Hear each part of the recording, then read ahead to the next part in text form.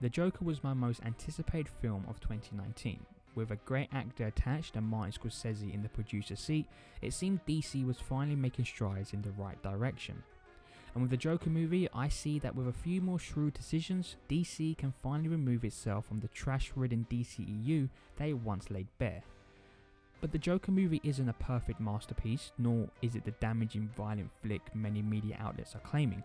What the Joker movie means to me is there is still a breathing carcass in the superhero genre. The fatigue in superhero movies is upon me. The closing credits for Avengers Endgame was the moment where I became finished with the superhero movies. It isn't because I dislike the genre, but when the studio conveyor belt keeps putting out these generic movies, I become dissatisfied with the result. Many times these movies leave me bored from poor storytelling and countless obnoxious CGI noise.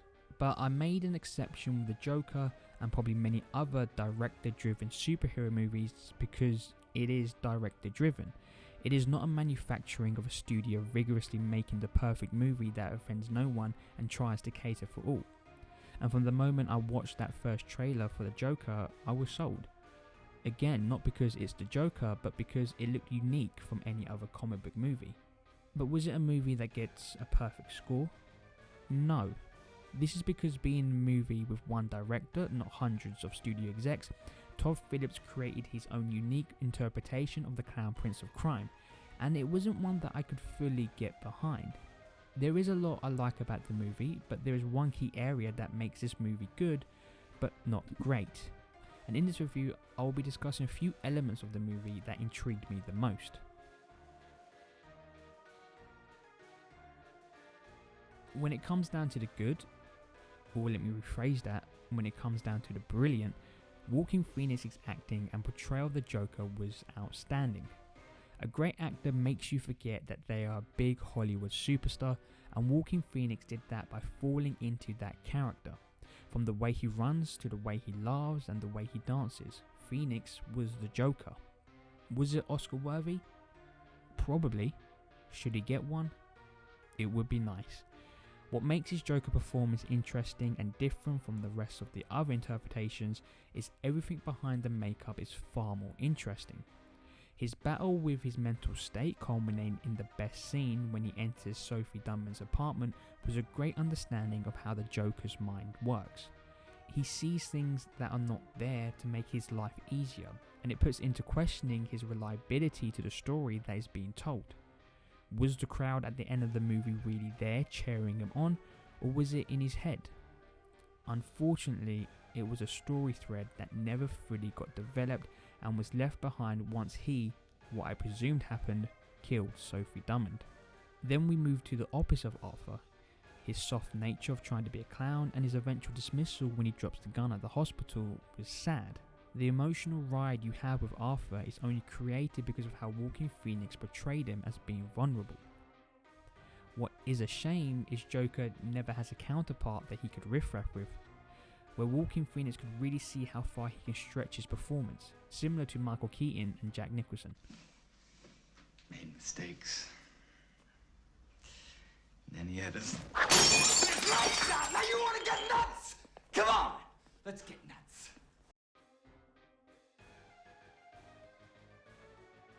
The worst part of the movie unfortunately plays a big part, and that is the introduction of the Wayne family. It wasn't the Wayne family themselves being in the movie that was unbearable, it was how they were used. Having the storyline of Thomas Wayne and Arthur's mother Penny Fleck having an affair, and Penny then believing Arthur was Thomas's son was frustrating to watch, and seeing Arthur interact with Thomas felt wrong and unnecessary to the story. That storyline never goes anywhere and Arthur never changes. It wasn't the catalyst for him becoming violent, nor does it enhance his mental problems. All it does is give the movie the opportunity to put Arthur before he was Joker and Bruce before he was Batman together in the film's worst scene.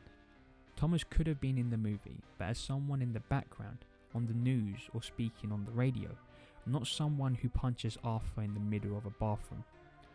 The Wayne storyline was the least fascinating, and that time should have been more explored on Arthur's mental state and his ambition becoming a comedian. The movie didn't need the Thomas and Penny story to get Arthur to find out he was adopted. There are many better ways than to shoehorn in Thomas Wayne. Another unnecessary inclusion was the death of Bruce's parents, which was caused by the chaos resulted in the Joker's killings. The Joker being the catalyst for Bruce becoming Batman is something I would never get down with. I am a fan of the idea that these two characters are not connected by history. I like the idea that these two forces of nature happen to be around at the same time, that their stories happen to take place together. That to me is way more interesting than forcing them to be bonded for life.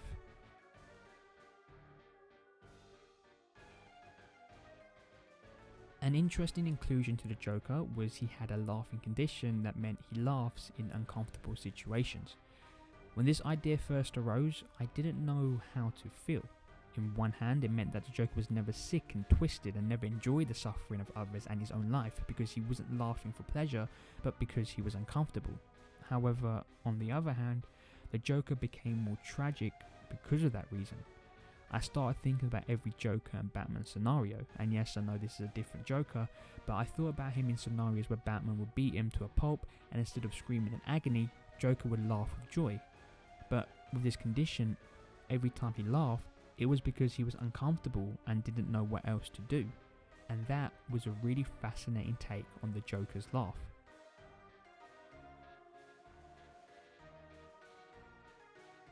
There is no doubt that Todd Phillips was heavily influenced by Martin Scorsese's Taxi Driver and King of Comedy, because this film is littered with homages and references, so much so it became too overwhelming. The Joker at times became too respectful to those movies that when watching certain scenes or looking at certain characters, all I could think about was Taxi Driver or the King of Comedy, thus taking me out of the movie.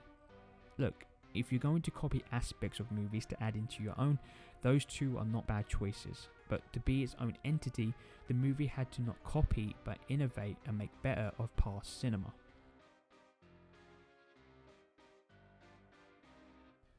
In the end, the Joker movie was my favourite movie of the year, which you probably couldn't tell in this review, but with the bold direction by Todd Phillips and the expertly portrayed acting of Joaquin Phoenix, this movie will stay in my head for a while, and it does what movies should do, and that is make you talk about it long after you watched it and make you want to keep rewatching it.